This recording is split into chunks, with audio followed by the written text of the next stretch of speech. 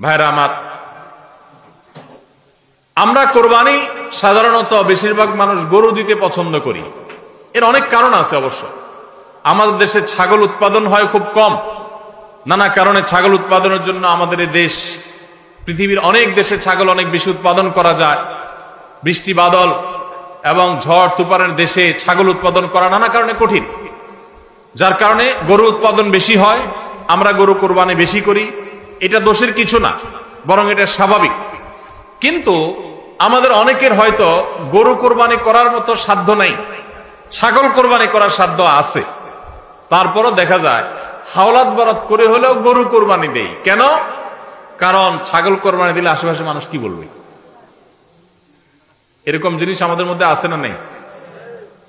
যে এত বড় লোক মানুষ, এতদিন তো জানতাম পয়সা করি আছে, উনি আবার ছাগল কোরবানি দিল, তাহলে চোখ মুখ মানুষের সামনে কেমনে দেখাবে?